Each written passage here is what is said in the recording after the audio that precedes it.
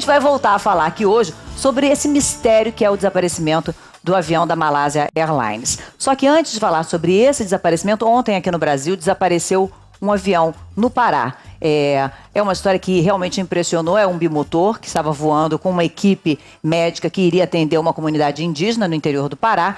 E esse avião tinha 5 pessoas a bordo. O último contato dele foi por volta de 12h45. E eles estavam em Jacareacanga, que é sudoeste do Pará. Segundo o Serviço Regional de Investigação e Prevenção de Acidentes, o piloto entrou em contato com um colega, avisou que estava em pânico e ia tentar um pouso forçado. Uma das 5 pessoas a bordo conseguiu mandar mensagens para um tio. Ela é a enfermeira Railine Campos, ela estava fazendo parte dessa equipe de saúde, e ela mandou mensagens contando para o tio o que estava acontecendo. E ela dizia o seguinte: tio, estou num temporal e o motor parou. Avisa a mãe que amo muito todos. Estou aflita, estou em pânico. Se eu sair bem, eu aviso. Depois ela continuava dizendo: estou perto de Jacareacanga, reza por nós. Não avisa a tia ainda. E por fim ela diz: tio, o motor está parando. Socorro. Nossa. Bom, é uma mensagem super aflitiva a gente ouvir aqui agora. Imagina para essa pessoa que estava passando por essa situação naquele momento. 5 equipes estão participando das buscas ao avião, que ainda não foi encontrado. E a gente vai conversar com o tio da Railine, que é o senhor Rubélio Santos. O senhor está me ouvindo, senhor Rubélio? Estou. Bom dia para o senhor. Eu queria saber o seguinte: em que momento o senhor recebeu essa mensagem? Foi logo que ela passou a mensagem, o senhor conseguiu ver? Teve alguma iniciativa de poder fazer alguma coisa ou nada havia que pudesse ser feito naquele momento? Na mesma que ela passou a mensagem, eu vi, né, a mensagem. Mas não podia fazer nada, né? Fiquei desesperado, né, tentando fazer uma solução, né? Uhum. Aí eu mandei uma mensagem de volta para ela para ver se ela retornava. Ela não retornou mais nada. Mais nada. Mas daí ficamos sem comunicação. E como é que o senhor está nesse momento? O que é que diz o seu coração? O senhor tem alguma expectativa de que esse pouso forçado possa ter acontecido? Os senhores ainda trabalham com essa expectativa? Nossa esperança é que o piloto é muito experiente, que ele tenha feito um pouso forçado, que ainda conseguiu falar cantor de Jacareacanga, que ia tentar fazer um pouso forçado. Uhum. Entendeu? Que só tinha funcionando o motor. Então ia tentar voltar. Só que até agora, no momento, ninguém sabemos nenhuma notícia. Está chovendo muito para lá. Tem que estar fechado para lá. Não consegue fazer as buscas. Não puderam fazer as buscas ainda, até no momento. Senhor Rubélio, ela fazia sempre essas viagens para o interior do estado? Senhora? A Railine fazia sempre essas viagens para o interior do estado? Está com 2 anos que ela trabalha para lá. Está trabalhando para lá. Essa aldeia dos índios lá, Jacareacanga. Ok. Quer dizer que então, nesse momento, os senhores ainda não têm nenhuma outra informação no dia de hoje sobre esse reinício de buscas? Só a esperança de encontrar o pessoal todo sobre vida, né? Com vida, não é verdade? Bom, essa é a nossa torcida também, com certeza, senhor Rubélio. Vamos ficar aguardando alguma informação e realmente, quem sabe, uma notícia boa como a que os senhores e a sua família estão esperando, e todos nós. Muito obrigada por ter nos atendido. Obrigado também, agradeço a todos. Muito obrigada, sim. Olha, estão aqui com a gente hoje o escritor Ivan Santana, que está de volta. Na semana passada a gente conversou sobre o desaparecimento do avião da Malásia Airlines. O especialista em gerenciamento de risco, Gustavo Cunha Mello, mais uma vez com a gente também. E também o piloto Paul Richard Beatty. Você voou nessa área do Pará, Paul? Só pedir para você pegar seu microfone, por favor. Voei bastante por lá, sim.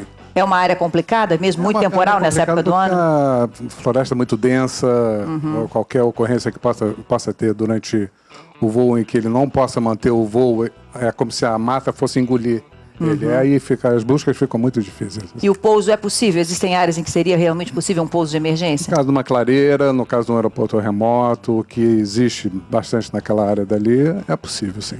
Gustavo, é uma área de muitos acidentes, né? Eu já me envolvi em investigação de alguns acidentes naquela região, tem alguns clientes, táxis aéreos. Eu acredito, sinceramente, que a possibilidade de encontrá-los com vida é muito grande. No passado, eu dei uma entrevista para vocês, inclusive... era um outro avião, era um Caravan 208 que pousou no próximo ao Rio, e também o Caravan é pior que esse avião porque só tem um motor, e ele conseguiu pousar, todo mundo saiu bem. é bastante possível isso acontecer lá. Inclusive, as asas do avião servem para amortecer, mesmo que ele caia sobre árvores, e as asas vão quebrar, o avião vai se destruir, mas as árvores servem como um bom amortecimento do impacto e o avião consegue repousar entre algumas árvores. As pessoas se machucam, mas não morrem. Isso é bem possível, a gente tem que torcer, óbvio. Claro, acidente claro. aéreo, vamos salvar as proporções, mas não devemos perder a esperança não, porque já vi muitos casos das pessoas se salvarem. Vanessa tem muito medo de avião, que a gente estava conversando. Não, né? eu falei, esse tema é pra mim. Eu tenho pânico de avião. E você Eu voa passo muito. vergonha. Voo muito, eu escolhi a profissão ideal pra isso. Mas já passei vergonhas, assim, de no meio da turbulência, né? Eu levantar e parar no pé da aeromoça gritando que a gente ia cair, que ela falasse com o piloto. Que ele desse um jeito nisso, né? Nossa, pelo amor de Deus, fala com o piloto o que tá acontecendo. Ele, você é a Vanessa Camargo? Sou! Desesperada. Completamente em Eu pânico. perco a noção de vergonha, porque eu tenho muito medo. Eu não acho confortável um negócio daquele tamanho voando. E eu sou claustrofóbica também, então daquele negócio fechado. Então tudo que eu odeio, que é altura e lugar fechado, Tá junto, tá né? junto no avião, né? Agora, pô, você ouve assim, olhando pra gente, porque eu também me incluo nessa mesma categoria, nunca me ajoelhei ao pé da aeromoça, mas também já sofro um pouco, digamos assim. E a gente dizer, como a gente que é leigo diz, aquilo é tão difícil estar voando, é altamente seguro, a gente sabe disso, né?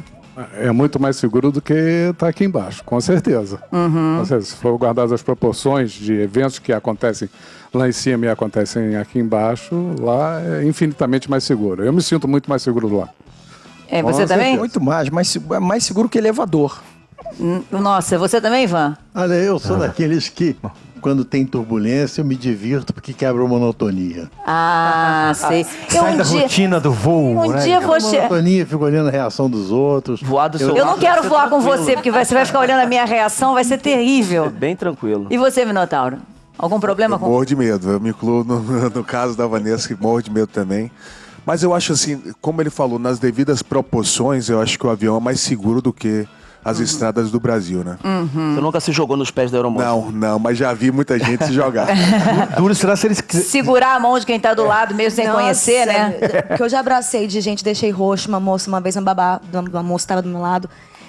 Eu, por favor, ela não pode me... Ela ficou roxa, tadinha, aqui, ó. Ela tanto não que falava você nada, de tanto que eu apertou. apertava ela. Mas pra quem tem medo, a gente ouve que é seguro, eu sei que é muito seguro, mas na hora que você tá no meio da turbulência, aquele negócio fazendo aquilo qualquer assim, barulhinho já fica... Aí você só lembra dos filmes, você lembra de tudo, aí você fala, meu Deus, porque meu medo de avião é assim, se eu sofrer, Deus me livre, um acidente de carro, eu já penso que de repente há a chance, o avião se cair, a chance é quase mínima, então isso é uma cabeça de gente que tem medo Que mesmo, tem medo, é claro. meio irracional, Claro, né? De que, ai meu Deus. Veras voa muito também. Nessa hora eu tô dormindo. Eu uso a turbulência pra dormir, que dá um balançado gostoso, sabe? Dá raiva essas Dormindo. pessoas, né? Não dá uma raiva? A gente fala assim, o que eu fiz de errado pra não ser assim, Mas né? não tem medo nenhum. Onde é que será que eu errei pra não ser desse jeito, né? Bom, a gente vai conversar com um amigo meu, o nosso correspondente em Tóquio, que voa muito também, Márcio Gomes, que está lá acompanhando essas investigações do desaparecimento do avião da Malásia Airlines. Você não tem medo de avião, né, Márcio? Não tenho medo de avião não, Fátima. Bom dia para você, bom dia para todos aí do seu estúdio. A desconfiança nesse caso da Malaysian Airlines, Fátima, ainda está recaindo sobre os pilotos. A polícia está investigando o simulador de voo que o comandante tinha em casa e hoje foi informado que alguns arquivos foram apagados e os policiais estão tentando recuperar esses arquivos. A rede de TV norte-americana NBC afirmou que o avião teve a sua rota alterada no computador de bordo durante o voo, pelo menos 12 minutos antes da última fala do copiloto. Por que essa alteração de rota foi feita durante o voo? Ninguém conseguiu explicar com muita clareza isso ainda. Hoje foi mais um dia de angústia, mais um dia de revolta para as famílias. Na China, ontem, os parentes ameaçaram entrar numa greve de fome.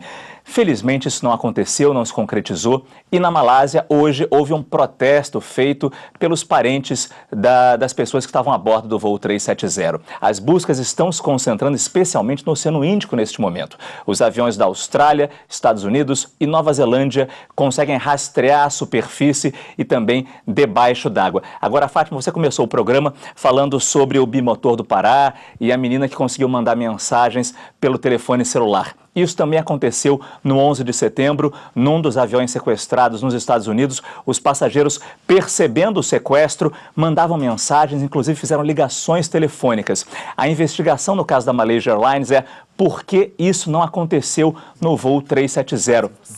E algumas hipóteses estão sendo levantadas. A primeira, não havia sinal de celular. É bastante possível isso. A segunda hipótese, os passageiros sequer perceberam o que acontecia, o que reforça a tese de participação do piloto ou do copiloto dentro da cabine de comando. Os passageiros não perceberam a movimentação. E a terceira hipótese seria uma despressurização da cabine, faltou oxigênio, todos desmaiaram. Essa tese reforça a possibilidade de uma falha mecânica. Mas, de novo, é tudo hipótese, nada é certo neste caso ainda, Fátima.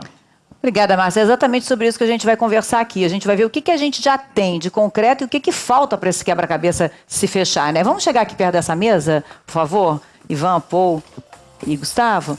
O que a gente tem até agora? A gente fez até aqui umas plaquinhas. Essa é a região em que o avião, né, desapareceu, que é uma região imensa, como o Márcio falou, agora estão estudando. Vou pedir para você passar para o lado de cá, Paul, que a gente fica mais equilibrado.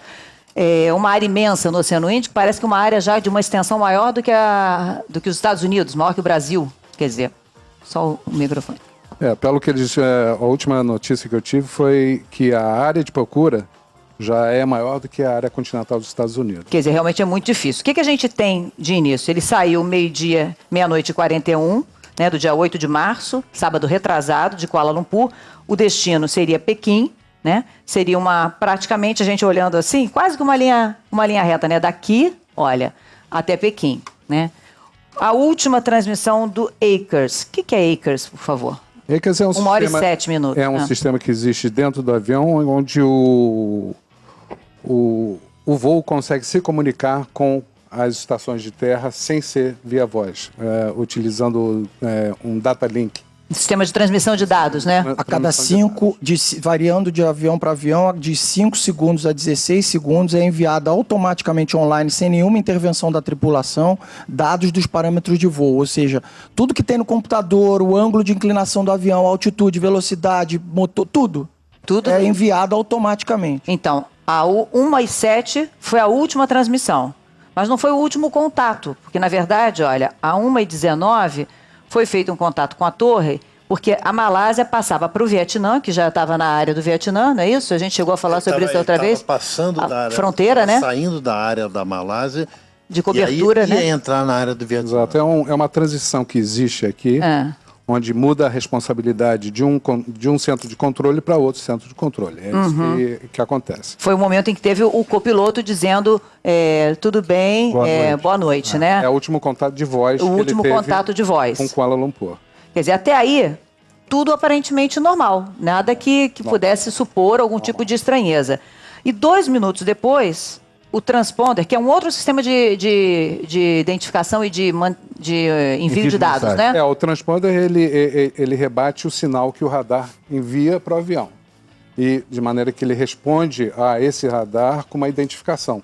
Então você sabe que é aquele avião. Dando direção, essas coisas todas. Quer dizer, é um sistema até... vem primeiro o transponder, depois o ACERS. Porque o ACERS é utilizado basicamente para áreas remotas, onde ele não tem contato com voz com o centro de controle. Mas fica ativado o tempo todo. Os dois ficam ativados o tempo todo. Apesar de ter como desativar. O transponder, ele foi criado na Segunda Guerra Mundial para quando os alemães iam bombardear Londres, os ingleses descobrirem quem é avião amigo, quem é avião inimigo. Vou atirar em quem? Então o transponder, ele criou... Porque o sistema de radar... Tem que explicar isso um pouquinho mais. O sistema de radar primário é o radar militar. Ele vai captar o avião mesmo sem transponder. Ele joga ondas eletromagnéticas para o céu e tudo que for metálico, que devolver, rebater o sistema do morcego, para o pessoal entender em casa, ele vai ver o avião no radar dele. Qualquer militar, em qualquer lugar, vê todos os aviões que estão voando, independentemente se tem transponder ou não. Transponder foi criado para identificar esses aviões, porque ele devolve informação. Sou o avião tal, prefixo tal, etc. Porque na decolagem, o piloto colocou lá os 4 dígitos deles. Squonk porque na Segunda Guerra Mundial era o código que era usado para o piloto ligar o transponder. Squonk your parrot. Liga aí o seu papagaio. E aí o sujeito botava lá os 4 dígitos do transponder. Ele vai de 4 zeros a 4 números 7. E tem alguns códigos que são de emergência, 7.700, 7.600, acho que é sequestro, 7.500. No caso, só chegar então aqui, por favor, no painel. Isso aqui é uma simulação de um painel de Boeing, né? Então, na verdade, Paul, me diga uma coisa. Nesse painel aqui, a partir do momento, olha só, sem querer te interromper, Gustavo, só para entender, a 1:37, quando esse ACRS, que é esse sistema automático, não transmite mais, há alguma sinalização? O piloto pode perceber que isso está acontecendo ou não? Isso aí é uma preparação que ele faz antes de iniciar o voo, porque ele, através desse painel daqui, ele acessa o ACRS e vê que modo que ele vai operar. Tem várias maneiras de você operar esse modo de interpretação entre o satélite e o avião, ou então a estação de terra e o avião. Então, ele vai preparar aqui. Depois disso, se ele quiser desabilitar o ACRS, ele tem como desabilitar por aí. Mas ele, se for através de CB, né? Agora, se não for desabilitado, se for um caso assim, de uma pane, ele fica sabendo que deu alguma coisa errada e que aquilo ali não está funcionando? Basicamente... Não é algo para onde ele vai olhar? Não seria o normal dele... Porque aí, a partir do momento... Quem detecta a ausência do ACRS é o controlador que para de receber a informação. E, imediatamente, através do rádio, o controlador chama o avião e pede para que, a partir daquele momento, todos os reportes sejam feitos através de uma frequência de rádio. Isso não que a gente sabe, isso não foi feito ainda, né? Só é importante frisar que o ACRS ele não foi criado para o controle do espaço aéreo. O controle do espaço aéreo é o transponder. O ACRS é uma ferramenta criada por uma empresa privada americana que é para a companhia aérea monitorar as ações do seu piloto, para até puni-lo se ele cometeu alguma infração, alguma coisa errada nas manobras. Então o ACRS ele não só manda dados para a companhia, para a base da companhia aérea, como eventualmente para a Boeing monitorar. Então, o que varia? Varia a assinatura que a empresa aérea, no caso a Malaysia Airlines, paga para essa empresa para habilitar o ACRS. Para ver o que ele pode ou não. Bom, deixa eu colocar então só aqui na nossa plaquinha, para a gente depois falar das hipóteses que a gente tem até agora. Então, a 1:37 não tem mais nenhuma transmissão do ACRS, mas às 2:15, um radar militar detecta um avião, que ele não identifica qual, vindo para essa região da Malásia, para as Ilhas Penang. Isso a gente já tem. E depois o outro radar militar detecta mais uma vez um avião em direção às Ilhas Andamão, na Índia. Mas aí não é possível saber se seria exatamente este avião. Não se ele tivesse com o transponder desligado. Sim. Porque aí não tem tagzinho dizendo que voo é aquele. Só tem o alvo primário, que é a indicação do radar. Agora, então... Por isso que é um radar militar. Ele é o radar primário, ele enxerga tudo, só que o que tem transponder está identificado e o que não tem, não está. Quando tem transponder, você chama de radar secundário. Que é o Agora, que me causa estranheza se vocês estão dizendo que o radar militar detecta a todo momento, mesmo com o transponder desligado, se só o último contato é aqui... Aí, ontem conversando com um comandante de avião comercial brasileiro, ele disse que o que revolta um pouco é a negligência dos controladores e a falta de comunicação entre controladores, por exemplo, da Malásia e controladores do Vietnã. O normal seria que o controlador da Malásia, depois de despedido, conversasse com o controlador do Vietnã: estou lhe passando o voo 370. E o do Vietnã, na ausência da chegada do 370, comunicasse: o avião não chegou aqui. Porque então, seria uma área muito menor de fiscalização. Interceptar o avião com jato militar, se tivesse pego isso desde o início que o avião estava fora de rota.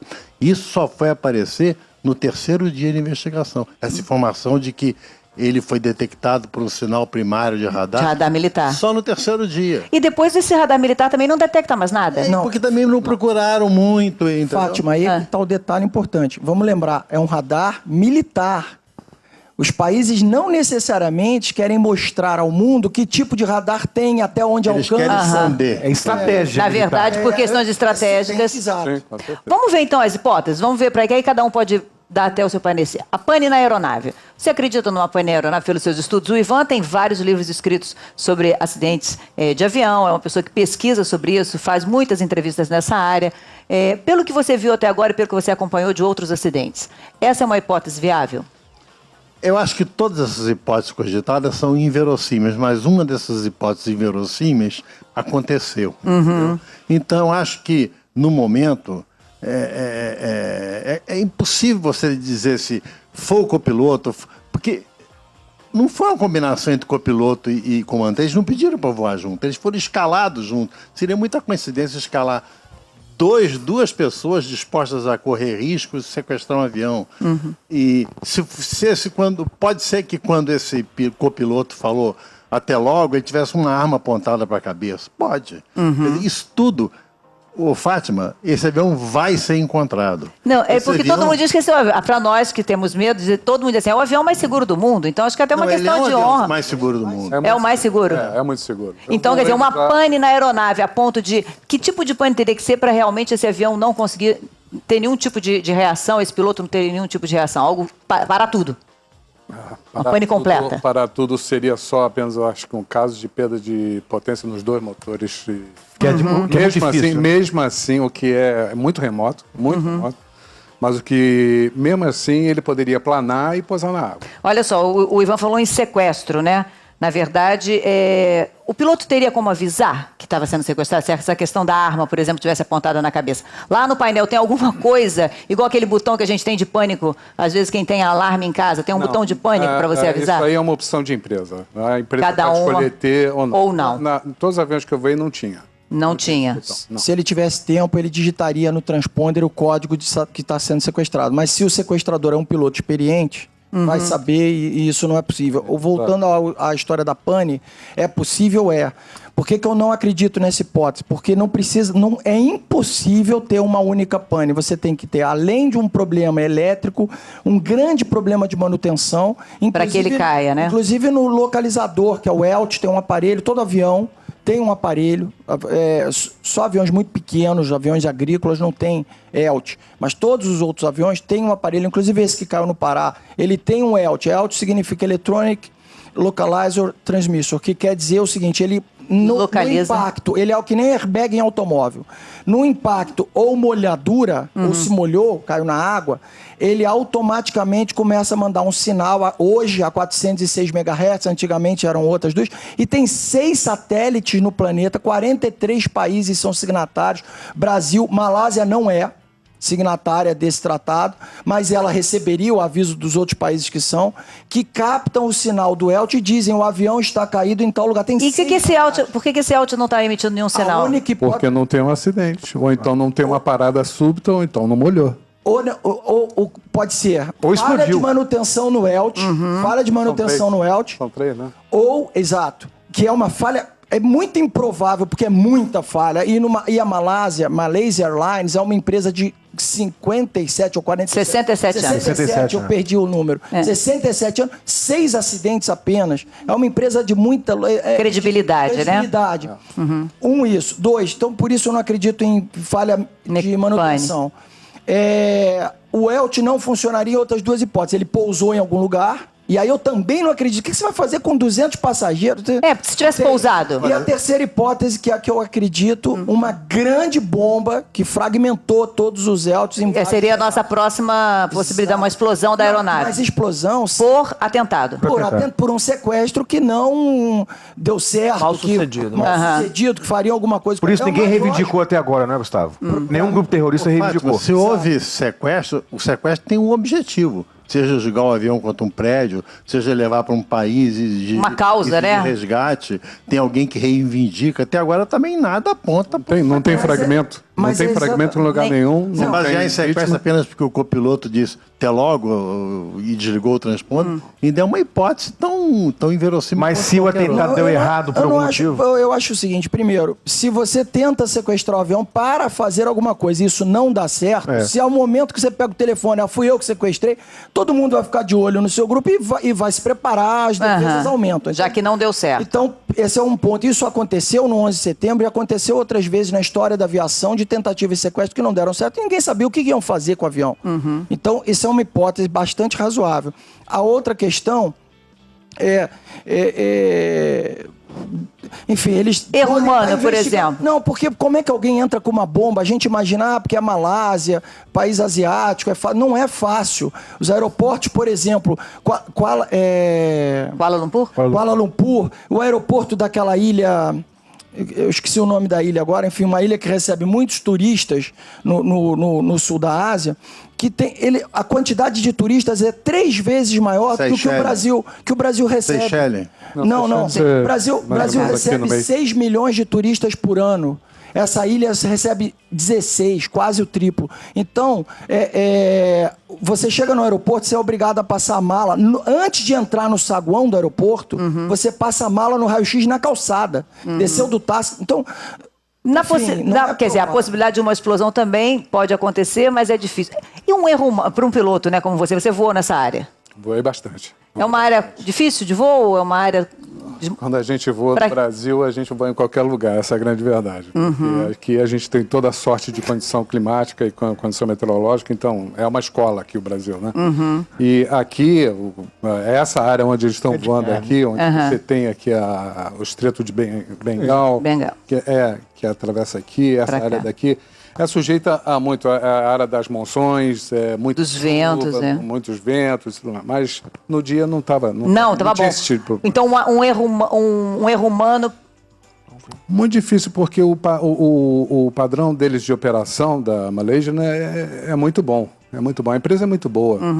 Tem uma manutenção séria, tem um treinamento muito sério, eles têm o próprio centro de treinamento deles lá. Vou perguntar para o escritor aqui, então, não um erro humano, mas uma possibilidade de um suicídio, por exemplo, do piloto, não por uma causa, seja ela qual for, religiosa, geográfica, social, mas por uma questão particular, emocional, de instabilidade? Você acreditaria? Se suicidar, por que não suicidou logo? Por que sumiu? Já teve casos na aviação que teve. Não, eu acho que se é que o piloto sequestrou o avião, ele tinha um objetivo. Levar um avião para determinado lugar para fazer determinada coisa e não conseguiu alcançar esse objetivo, por alguma razão. Não acredito em suicídio, assim, se ele quer apenas se suicidar, joga o avião. Onde tá, não precisava ir lá para...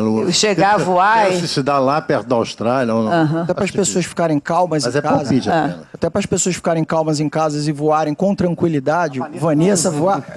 Vanessa está desesperada aqui. Eu também aqui, Vanessa. Vanessa, a hipótese de suicídio é possível. Já aconteceu na história da aviação. Porém, um piloto, e esse piloto tinha 18 mil horas de voo, o comandante, e o copiloto quase 3 mil horas de voo, que é bastante tempo, você acumula isso... 15 anos de estrada.